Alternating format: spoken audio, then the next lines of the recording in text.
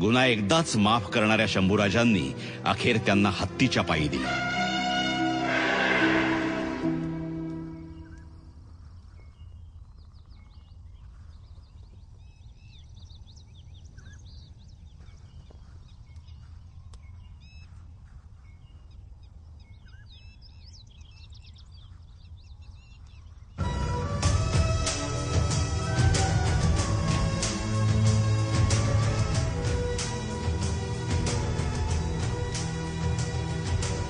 जे मी पाहतोय तेच तुम्ही पाहताय का सोनूपंत? कोण म्हणतो महाराज गेले? शेवटी संस्कार रक्तातूनच येतात. हा, बरोबर आहे. चला चला. जणू थोरले महाराज जगदीश्वराच्या दर्शनाला आलेत असाच भास होतोय.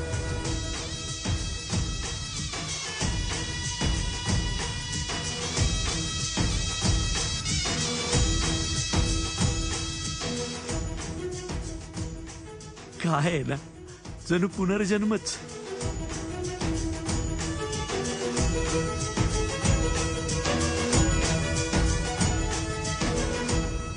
आंबेर मामा, अवघी रयत शंभू महाराजांवर प्रेम करते आणि करत राहणारच. पण प्रश्न फक्त महाराणींचा आहे, तो मी सोडवणार. चला.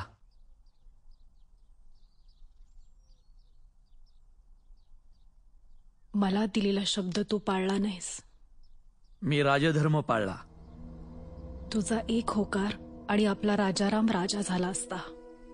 अक्कासाहेब, उद्या जो होणार आहे तोही आपलाच आहे. आपला?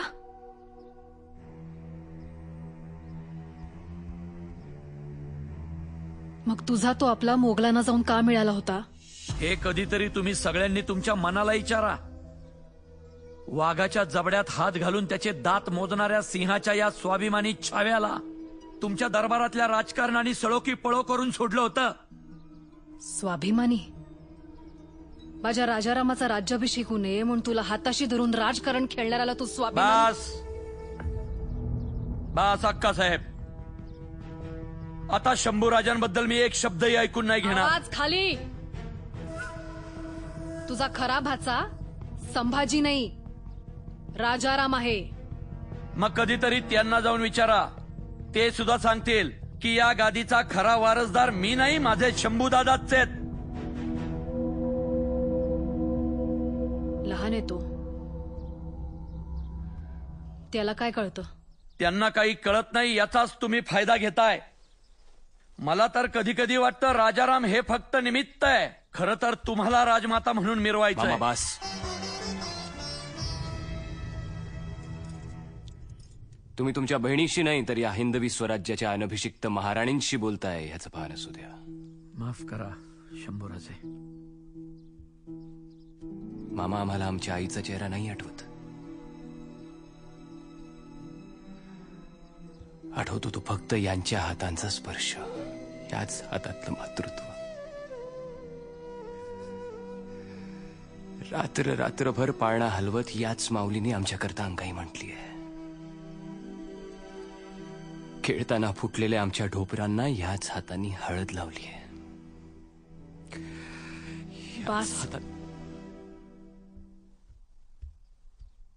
तुमच्या तोंडून आम्हाला आमचं कौतुक ऐकण्यात काही रस नाही. सावत्र असलो तरी तुमचा थोरला मीच. आईसाहेब, थोरले थोरले म्हणून तुम्ही रायगडावर इतका मिरवलत की थोरलेपणाच्या ओझ्याखाली माझा राजाराम नेहमी धाकलाच राहिला.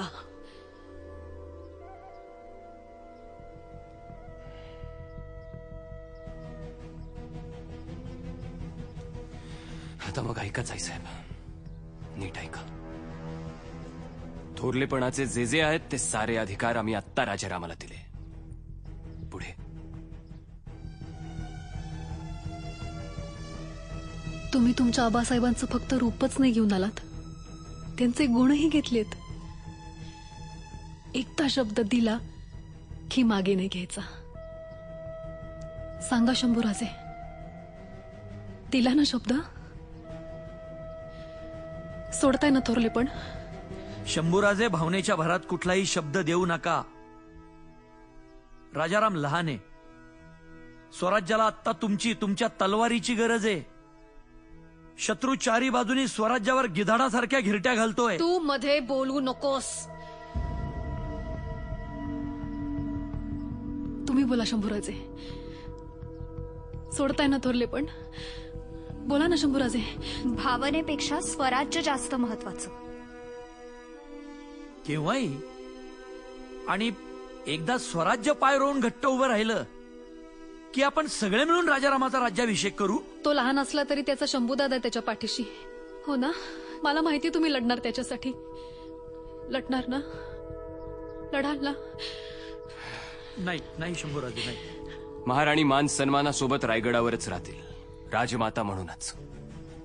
फक्त राज्यकारभारात लक्ष घालण्याचा कुठलाच अधिकार राहणार नाही त्यांच्याकडे, कधीच.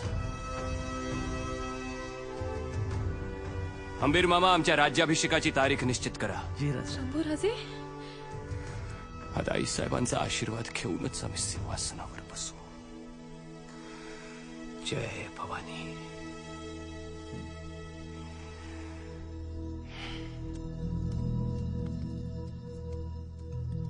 अक्कासाहेब, माफ करा. तू निघ इथून.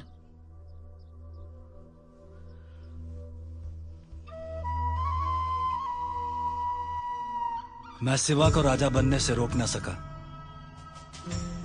पर संबा को जरूर रोकूंगा. उसे राजा नहीं बनने दूंगा मैं. संभाजी अकेला नहीं है, हम्बीर राव है उसका. तो हम्बीर राव कोई लोहे की जंजीर नहीं है जो टूट नहीं सकती. वैसे भी हम्बीर राव से पेड़गांव का हिसाब अभी.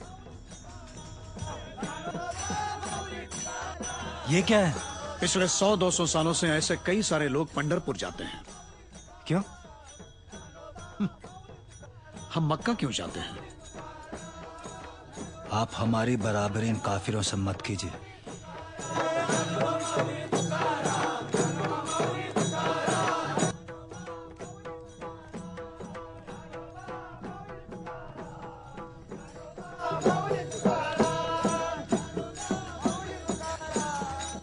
इन्हें आज तक किसी ने कभी रोका नहीं. जरूरत ही नहीं पड़ी. अगर मैं रोकूं तो संबा को कितना दुख होगा. सोचना भी मत. सोच चकित भरोच चलिय विमोच चखली खल. तठ्ठई मन कठ्ठई सौरठ्ठिल्लियो सद्द धिसी भई मद्द दवि भई रद्द दिल्लियो औरंग रद्द दिल्लियो औरंग रद्द दिल्लियो. वा कविराज, वा. वाह. बोला सूर्याजी. मुजरा राज, काय निरोप घेऊन आलात? देहूच्या तुकाराम बुवा मोरेंचे दोन्ही चिरंजीव आपल्याला भेटायला आलेत महाराज. सन्मानानं आत घेऊन या त्यांना. जी राणी साहेबा.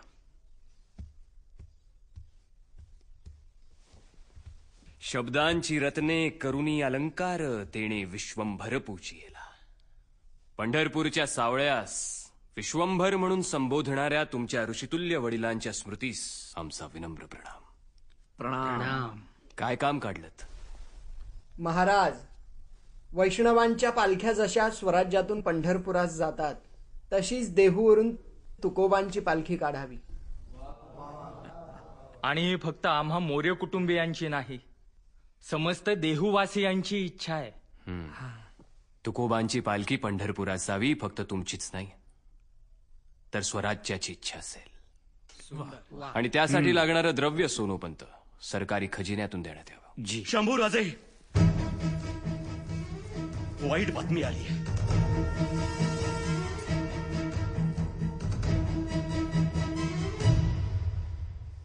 बहादूर खानानं पेडगाव जवळ वारकऱ्यांच्या एका दिंडीवर हल्ला केला. 100-200 वारकरी ठार झाले. सबुरी, महाराज सबुरी. मला असं वाटतंय गनीम कूटनीतीचं अवलंबन करतोय. नाही तर काय. 2 दिवसावाला आपला राज्याभिषेक आणि आज वारकऱ्यांवर हल्ला. सरळ सरळ तुमचं मन विचलित करण्याचा डाव आहे हा त्या भादुरड्याचा. तर मग झालंय आमचं मन विचलित मामा, झालंय आमचं मन विचलित. धर्मसंकटात असताना मी राजा कसा